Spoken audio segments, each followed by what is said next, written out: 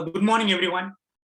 My name is Ilan Panneerselvam, and I'm delighted to welcome everyone for joining today's thought leadership session organized by Wharton CTO participants. And also, I would like to thank Ravi and Hari for their continued leadership to organize these sessions. This is a great platform for us to collaborate, share our knowledge, and present topics which are interest to all of us. And it has a tremendous value and impact on everyone. And today we have a topic, a future of work by Mr. Prashant Pandey. I would like to welcome and thank Mr. Prashant for your time today. And you are going to share about future of work. It is a very relevant topic in today's world, especially after the pandemic.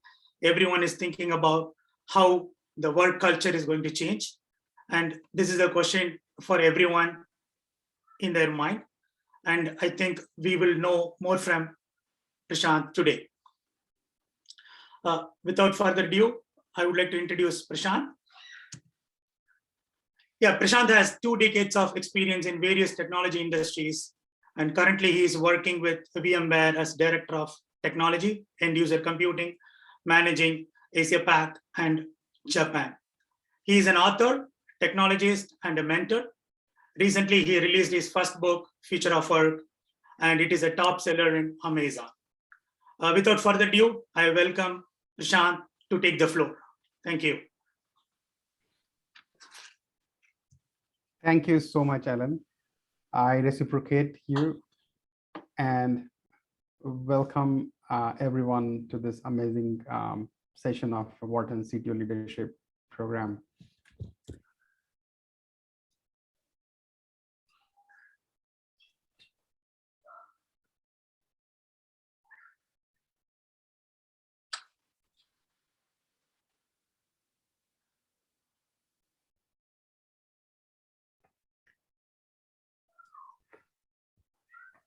Today, we are going to spend next 20 minutes to learn about future of work technology platform. And just to reiterate, brief description of who am I. Apart from my professional role, I'm also an author of the world's first blockchain-powered future of work book. I have filed 3 patents in past, and I keep writing blogs just to share what I learn, and I request feedback from each one of you. I have lived, worked, and earned in 5 different countries, and the culture there have influenced me a lot. In that context, just like each one of you, my career journey also started as an engineer, where after my electronics and communication engineering, I started making embedded system-based products with startups in Israel, Canada, so on and so forth. But soon I became passionate about learning how data centers are built. So I joined Cisco, where I was solution architect, building the data center designs of the order of $60 million. From there, my passion continued more towards customer to understand how application is changing human life. And as part of that, I'm very fortunate that I was able to join Wharton CTO leadership program, and I met fantastic people like each one of you who carry the same passion as me. And talking of passion, we all are working towards building future of work with technology for our clients, for our people in the organization. With that thought, I just want to bring the focus on the technology area. Each one of us are expert in many technology area at the same time are looking at emerging technologies like blockchain or artificial intelligence, machine learning, and so on and so forth. But each one of us are applying this technology to help people to do their job better. And changing gear, one thing which is common amongst all of us is that we look at people from a very different perspective. Few of us look at people as bankers. Few of us look at people as doctors. Few of us look at people as students, and so on and so forth. So on one side, when we are all looking at technology to help people, and on the other side, we are looking at people from a very different perspective. However, there are three things which are changing, and these fours are compelling us to look at people in a very different way to help them with technology. The three things which are emerging and are empowering technology are behavior, empathy, and feeling. Often, when technology is built, it doesn't take into consideration how it's going to change the behavior of people, how it's going to understand and become empathetic to the solution we are providing to people. And more importantly, people don't remember what you say to them. People remember how they felt on the solution that you gave to them. With that, it's very evident that future of work has arrived.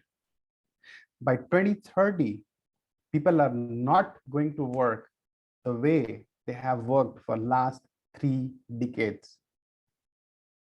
And as I call it, 5 C's, namely creativity, collaboration, concept, culture, and connectivity on a digital platform, which will leapfrog people's capability to gain, rather maximize their gain using technology in future of work. However, let's look at few examples of this testimony. I was born in 1981, and today is 2022 rather. So let's look at glimpse of industry and how they have transformed in last 2 decades. Look at patient care, 1981, 2022. What do you think it's going to be in 2030? Any thought?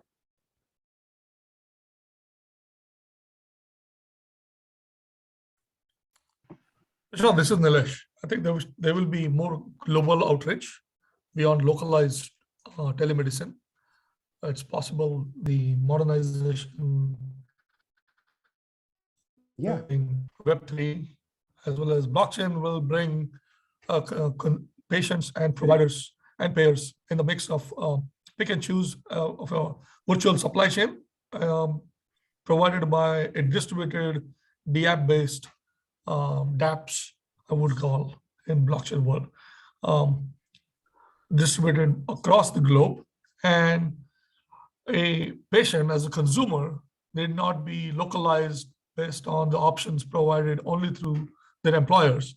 There would be a lot of competing options in the DApps market to take this opportunity to the next level.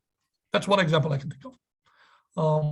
Likewise, the supply chain for wholesale can be shrunk to individual family level, where without having the middle layer of wholesalers taking the margin away from your savings. And that could also bring a lot of connected supplies. I'm reflecting that to the technology of blockchain and Web3, but certainly the future of work, as well as what is the work of the future. I see from that aspect also to change. Those are 2 thoughts I have. Thank you. Thank you, Nilesh. Thanks, Nilesh.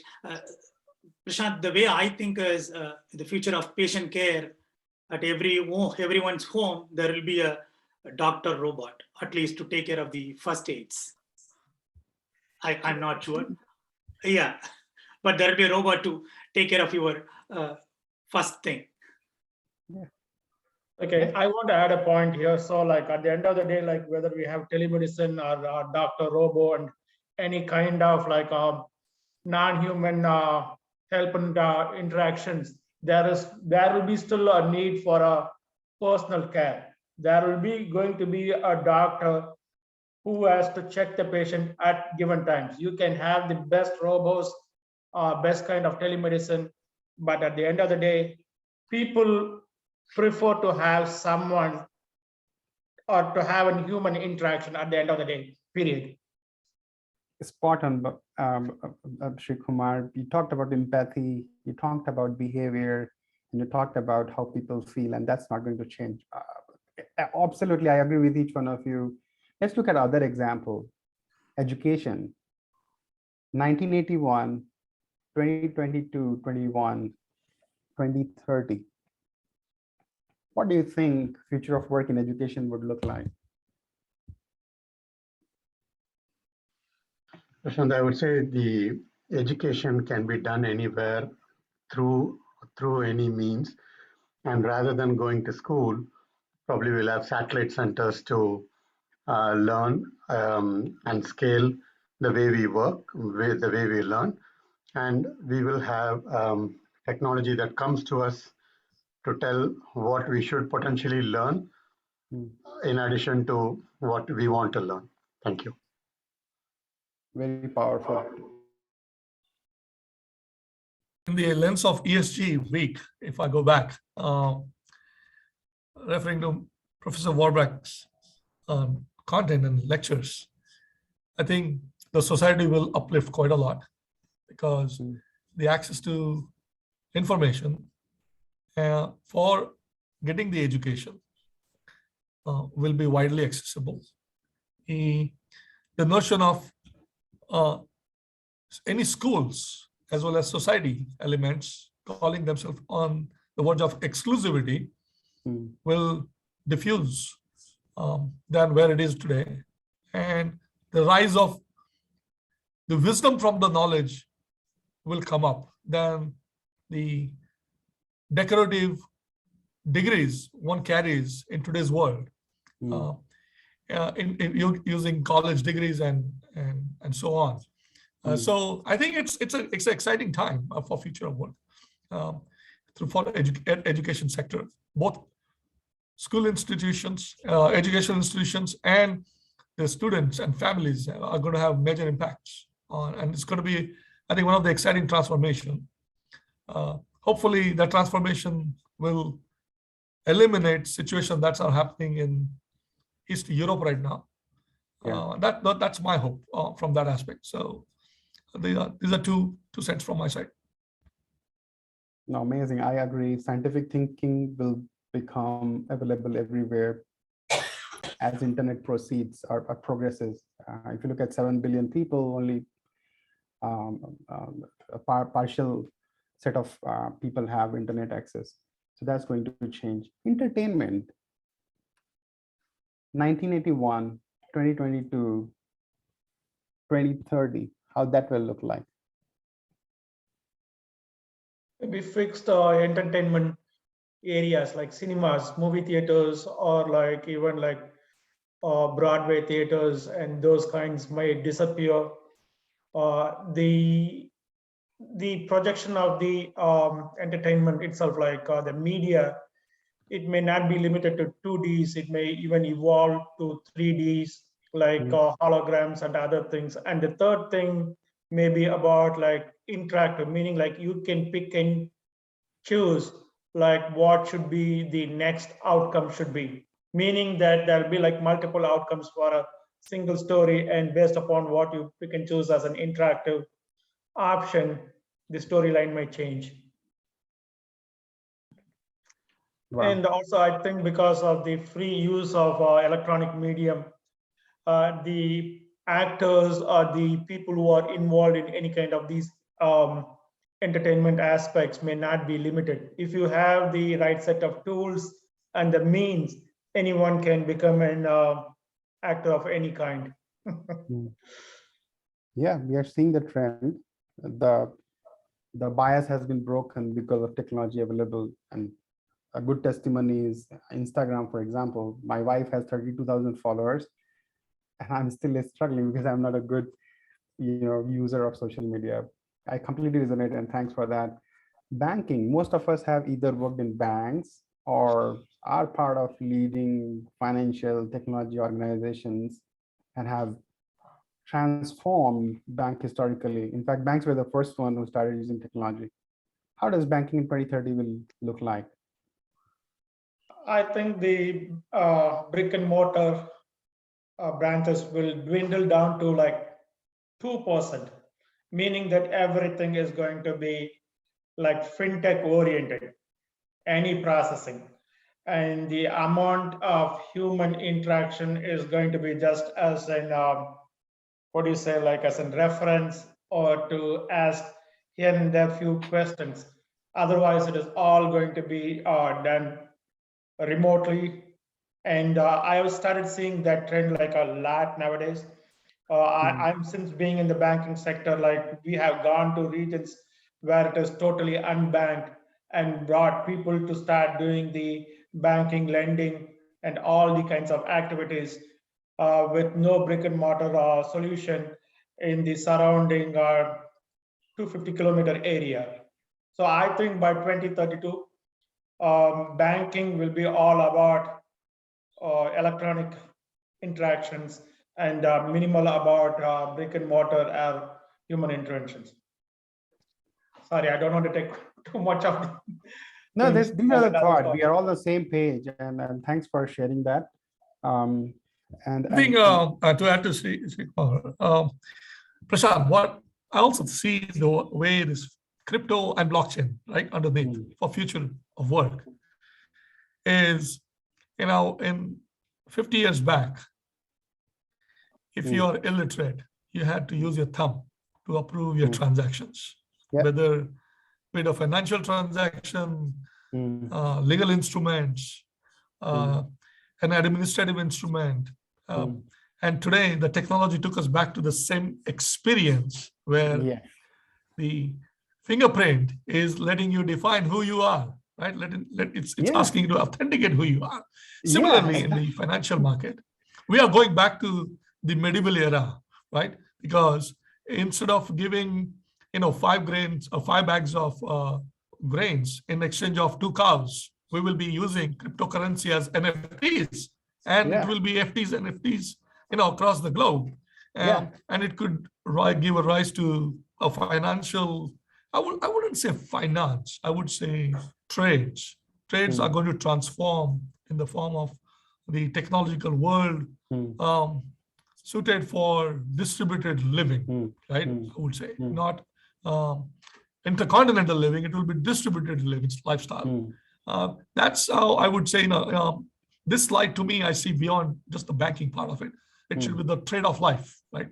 And that's where, and then innovation of that Web3 to Web4 will be, if it goes to really a successful, powerful era, it may go to a point where an individual could bring their own NFTs for living as a part of earning their crypto tokens. And they make the trading of their NFTs will be a means to make living. That's how I see this particular slide. If I may add a short view, Prashant, it could be like the electricity that we use every day from PSEG or any other service provider. We don't talk to them every day. We don't deal with them every day, but it is available. It is part of our life. And I believe banking in some scenario, it's going to be, it's existing, but we don't have to go to a bank or talk to a bank. It's going to be part of the life facilities that are going to be available. To add to Nilesh's point, also the multiple currencies that are currently existing in the world, I think the number will dwindle, or it may start becoming like 2 or 3 currencies, whether it is cryptocurrencies or even like a formal denomination that is being used by multiple countries, may come down to a very few, like right now, like it may end up like US dollars, pounds, or won, which is like more common and prevalent. So that also is going to start going down. So it makes cross-border transaction much more easier than what we have right now, eliminating the need for like the currency fluctuations going forward. That's a powerful thought, because we got both the perspective on the call. One side, we saw that perhaps people will be able to spin up their currency as an NFT. On the other side, we said that it will be simplified. And as we all see that this all will be a factor of behavior and empathy of people and the feeling about the currency. If they are feeling good about government-based currency, that will go. If they feel good about having their own currency, perhaps that will go. But the bottom line is behavior, empathy, and feeling are going to change the banking. Doesn't matter what technology pushes in front of them. So with this, I come to a point where we all saw how behavior empathy, and feeling of people is challenging pretty much everything that we are doing with technology in life. And as the technology leader, each one of us are sitting somewhere in our platform or with our clients to define how the future of work platform will look like. If we are building that, there are two options in front of us to build the future of work platform. And I will go in a simple way from the people's perspective. The first touch point of people in last hundreds of years has been a device in their hand. For example, this today in my hand is a supercomputer. However, the first approach to deliver experience to me in terms of technology is siloed. If I'm working on desktop, the experience will be different. If I'm working on mobile, the experience will be different. If I'm working on rugged, the experience will be different. And the reason for that is because these three device types are managed separately. The applications are delivered separately. The security of this paradigm siloed are separate. And because of these siloed, separate nature of devices, the experience is different around it. So if we keep that same trend, even in the world of edge or things, this experience will be far siloed. So this is first approach, which either the world will see and will have future of work. However, the other approach is a simplified one. Imagine that we build a technology platform where we are able to see what matters to the organization in digital world. We are able to see all the desktops, all the mobile devices, all the XR VR devices, all the things, edge devices, which people are touching or digital touch point. And you all know less is more. If we have one platform, we can deliver the application on them in a seamless fashion. We can secure those applications in a seamless fashion. And more importantly, we are able to predict the user experience on those devices in a predictable fashion. And a classic example can be, or rather closest example can be Netflix. Or I'm just looking at Formula One app, which is running seamlessly across. So this is one option which pretty much every organization will have to build their future of a platform for their employees. Now, when we're looking at options, I would like to also form that with an architecture, a system architecture. So this line that you see is a digital boundary to which people touch and work. And as we all said, in spite of the industry, it will be anywhere work platform. It will be anywhere banking platform. It will be anywhere education platform. It will be anywhere healthcare platform. So the first thing this platform will do is it will act as a shield. The shield which is protecting the surface area of attack. The surface area of attack not being visible to the hackers, to the bad guys, we will reduce the risk which every organization is going through. That's the first thing. The second thing this platform will deliver to people is application. In spite of the location, in spite of the device, in spite of their preference, they will get the application which they need. Once people get the application, the system will start calculating the user score.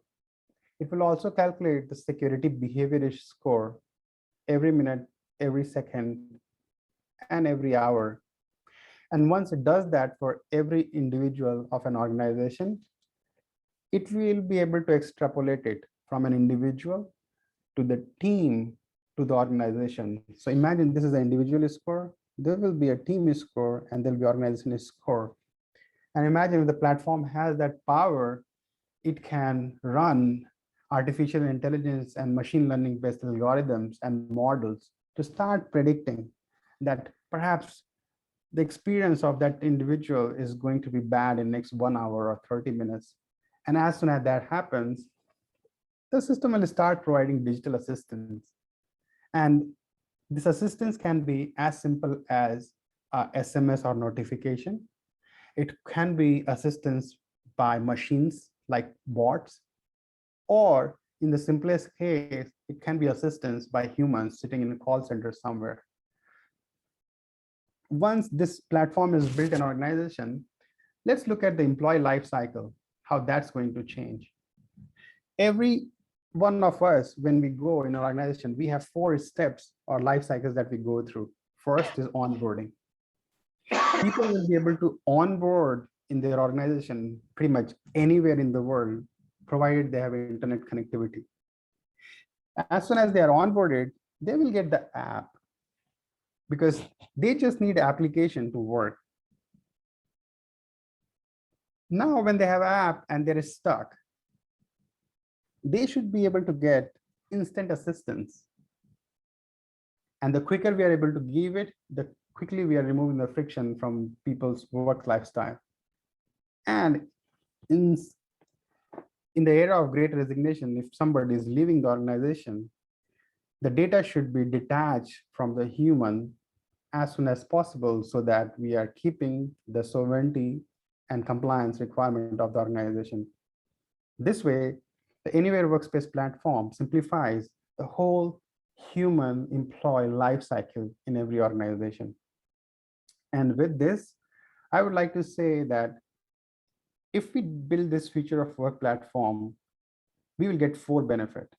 Number 1, we will reduce the cost of tool for work.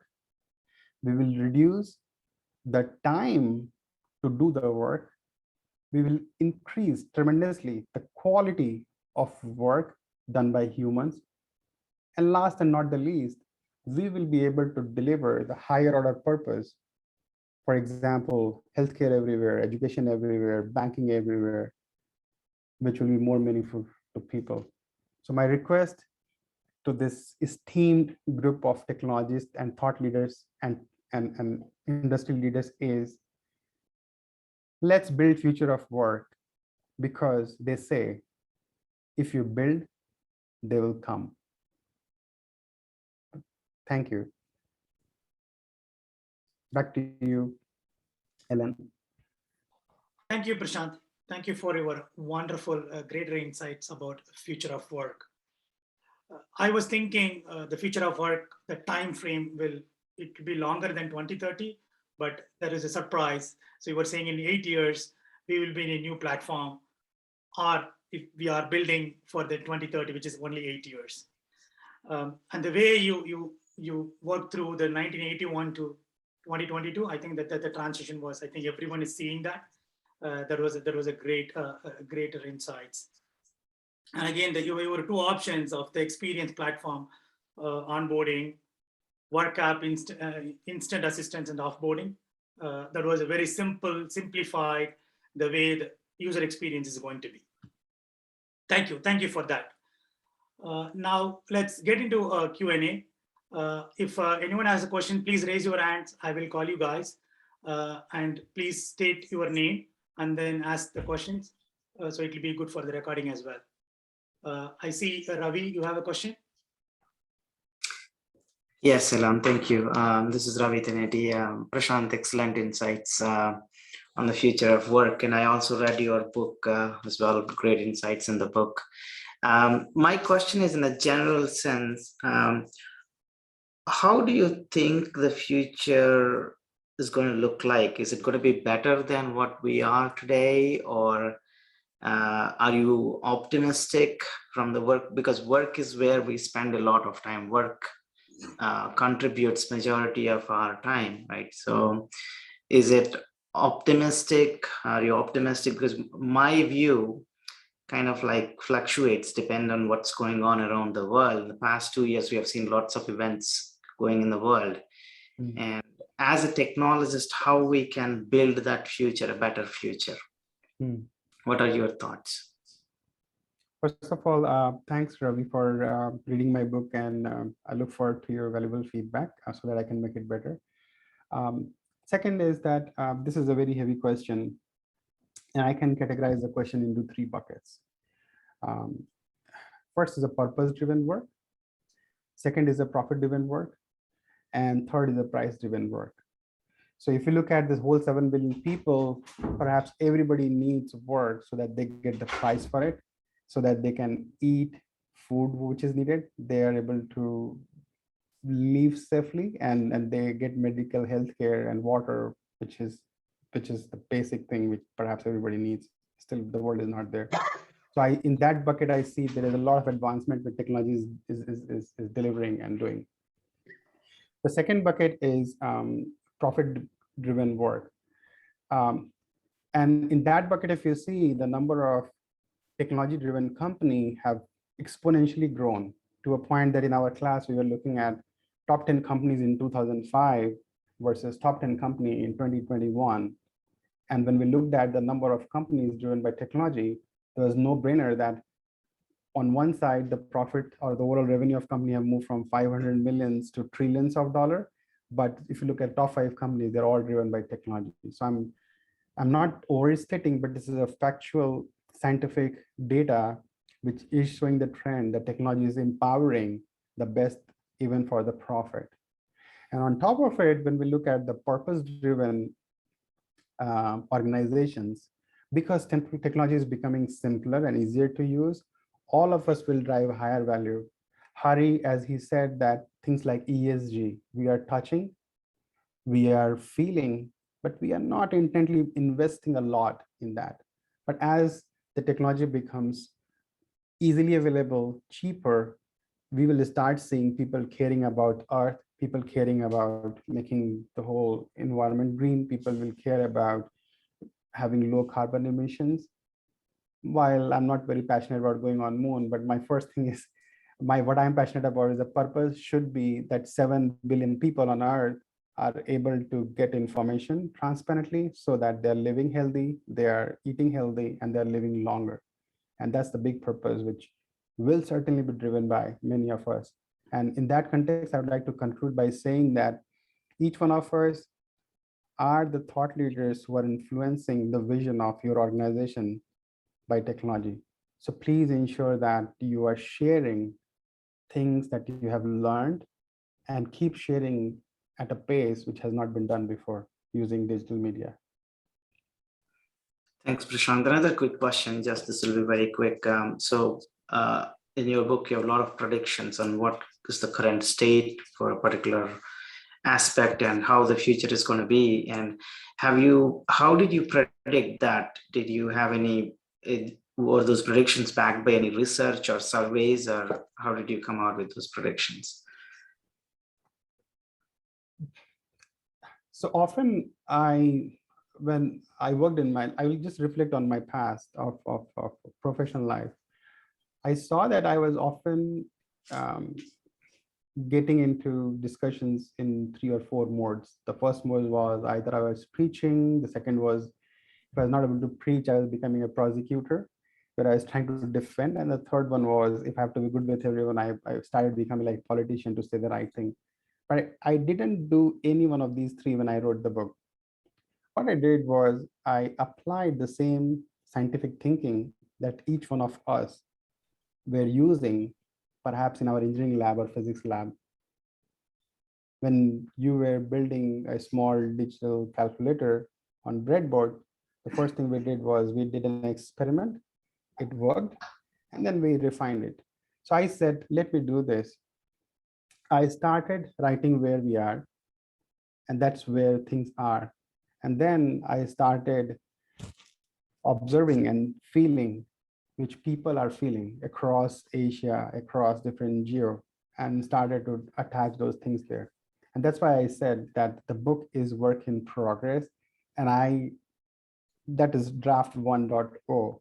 And I need feedback from each one of you so that we can get it to a point where the future will certainly be brighter and better than today.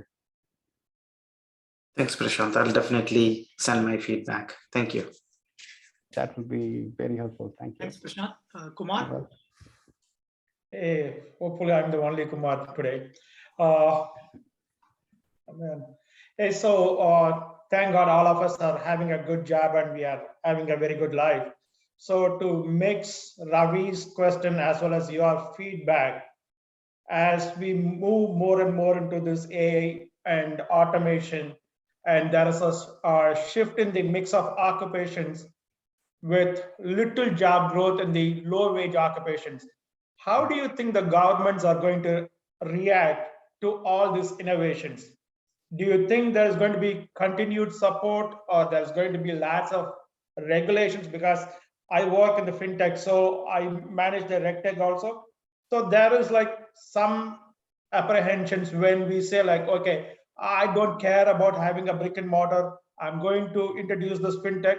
The immediate question I get it from, at least in LATAM areas where the economy is not great, is how many jobs this new technology is going to create. How many of the people need to be educated or STEM motivated? Okay. Yeah. I start wriggling in my seat because the answer is going to be totally opposite to what they expect. Correct. So what is going to be your approach when a politician or a government regulator asks that question? Are you going to kill jobs with this new technology? What are you going to say? First of all, a very apt thought. Perhaps each one of us have gone through it, and I would just like to draw a triangle on this evolution of technology discussion and its impact. There are three parts or vertex of the triangle. One is the technology, which we all are a part of. The second one is economics, which certainly something is like ROCI that we learned in our class. And the third one is governance. So often the policies, the behaviors, the people motivations, and so-called job creations are done by this engine, but they heavily rely on the set of people like us. And that's where the onus of us is, where we are able to mathematically create the model and give them the visibility how things will look like. For example, as we looked at the example of industry, let's look at education industry. So while the government will ask you that, hey, you are giving desktops or iPads to so many kids, how many teachers will be there? And mathematically, we all know that today out of 7 billion people, let's say 4 billion are connected to internet. And tomorrow there will be 7 billion will be connected. And out of the 7 billion people, I'm assuming that half of them, which is like 3.5 billion, are under 30 years of age. So all of them will go to school. If all of them have to go to school, and I'm looking at a ratio of, one teacher for 5 kids, we can calculate how many jobs will be created. So my question back to them is, do you have enough skill of people or PhD professors or a bigger library where you are able to give what the people need, right? So it will be our charter, rather, I would say, to define scientifically the options which are there. We'll have to put that on the table, the proper maths, and then help them take a decision which will impact the job creations, the value creations, and more importantly, the financial gain creation. Otherwise, it will be all inorganic. That's how I do it with my customers. That's how I did when I was, helping few startups. And given a chance, I would do the same thing even with a government of a country, where I would like to take the project of a vertical and define the economic model and how that will change. Based on that, we all are good at creating plan for skilling people, I would say. Does that resonate with you? To an extent, the reason why I'm asking is I came to this country like US like 32 years ago. So like when I came itself, there was an erosion of the what is called as the middle class, okay? Because all the industries started moving to Asian countries and other places. And the middle class became like either a low income or a lower income class, and lots of people become millionaires and billionaires eventually.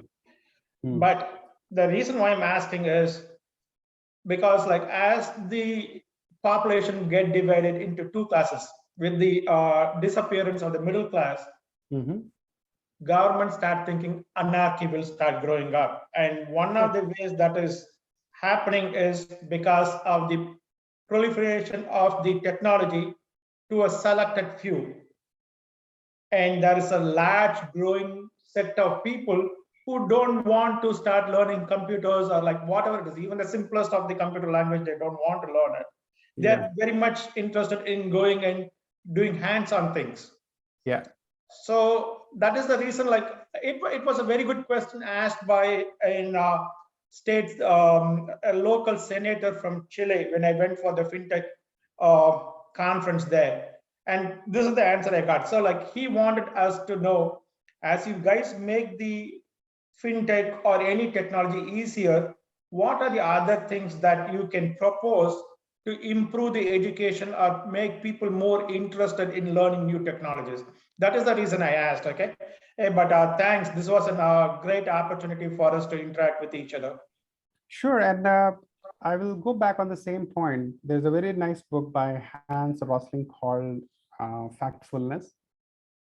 And mathematically, it has been proven that the average earning of people have gone up over a period of last 100 years across countries. And what I can do is after this call, I will send the graph, which shows that, first of all, we should look at people in 4 buckets, not 2 buckets, people under $2, people between $2 to $8, $8 to $32, and $32 and above. And if you draw the whole Gaussian curve, it is seen that the curve has moved from people under $2 to more towards people under $32.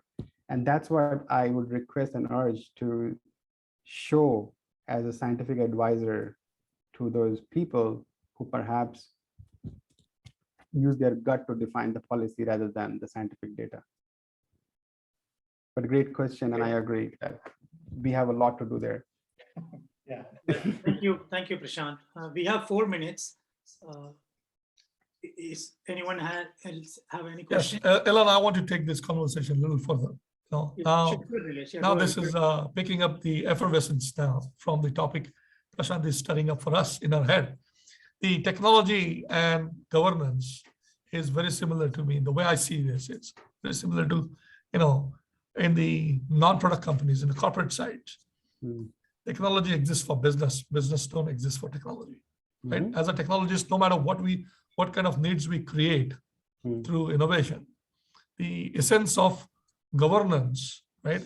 It goes by governance by the people and governance for people.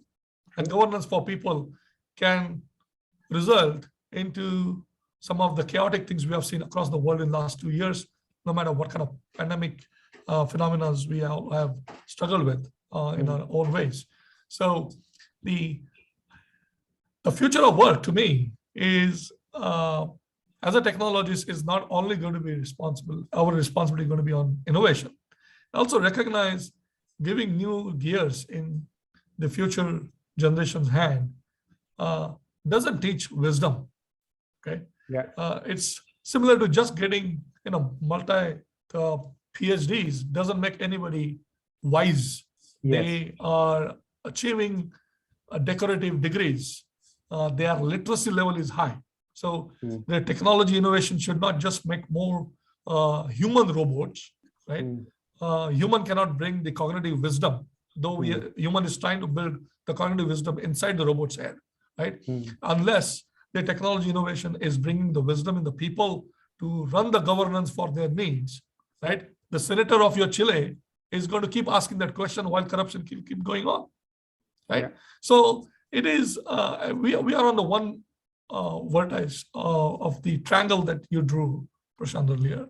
And all we can do is contribute to create the innovation which potentially not just solves the problem and create opportunities, but it should influence looking at things wisely for an individual, for the new generation. That's not happening, right? Yeah. Taking to the curve from $2 to $32 to, multi-billion-dollar is a rat race. We all live through that. And I think that aspects of future of life and the work for future is important for us as a technologist to think through. Before, I personally start doing Big Bang on what are the new shiny objects I should be going after. That's my perspective, Sri Kumar, and happy to have any one-on-one conversation on that to learn from you. In fact, by the way, I'm impressed by your LTAM FinTech and the governance experience there. So I think we should take the series in those details and zoom in subsequent calls. No. This has been fantastic. Thank you. if it is not time box like till 9 o'clock, we are like what we are already past the time, but like we can continue to have this conversation because I know Prashant is in Singapore and it is way too late for him. But the main thing is like we are all like even when we were in India, like when we were growing up, all we knew was two occupations. One was doctor, and the second one was engineering. Anything you miss out of those two was okay. Like they say like my son is doing something. Okay. Yeah. Same thing, like that attitude we have carried to the first generation here. My eldest one went into becoming like into medicine and doctor. My second one has said clearly, I'm not interested in STEM. I'm more interested in art and other things. So each and every time whenever I see her, I'll say like to my eldest one, you have to take care of the second one. Because the thing is, they are free spirited. They don't want to learn about. She's very well into digital arts and all those things. But at the end of the day, her motivation is how to enhance the life of people who do not have the opportunity. Yeah. They like to talk about how people suffer, what are the kinds of things they can do without even bringing into the technology. So that is one aspect that technology has not touched at all. We can go and say like, okay, let's improve or enhance the people who have access to technology, but we are like forgetting about the fact, as Prashant said, there are millions or billions of people without access to technology. Let's not forget about Latin or African countries or Asian countries. In the United States, there are areas or pockets where there is absolutely zero internet or minimal internet access. I like to drive all over United States. I have gone through certain areas or pockets of West Virginia, Mississippi, and Alabama, where there's no internet. When I go to a small store and ask, is there anywhere where I can get a signal, telephone signal or an internet? Those guys says like you can use the phone there. So that is the kind of people that we are also have to think about when we start motivating this. So for that purpose, like I'm right now working with McKinsey to see dumping money to see like what we can do to people who have no access to technology. How can we improve their life? Yeah, and this is my science project too. Sorry, we are 2 minutes over, but the same challenge as part of my business I try to look at is that in Asia, how we build cloud. And I just did a simple research about population, how many of them are internet users. And these are top 25 countries in Asia. And then I looked at 4 buckets, countries where internet penetration is more than 90%. Penetration is between 70 to 90, third is less than 70, and fourth is under 40%. And if you look at the trend, of course, America even is not 100% penetrated. But if you look at Asia, you'll be surprised that Japan has 91% penetration, Korea has 96%, Taiwan, and I'll surprise with you a fact, there's a country called Brunei. I'm not sure if anyone have heard of it, right? So now you know if you're launching any service which is digitally, where you can go, and this data is going to get better from there. So I agree with you. Prashant, have you published this data?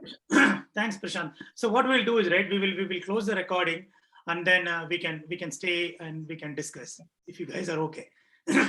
I'll run off, man. Okay, I will not stop talking, and I know that Prashant has to go and take a nap. Okay, so let me start.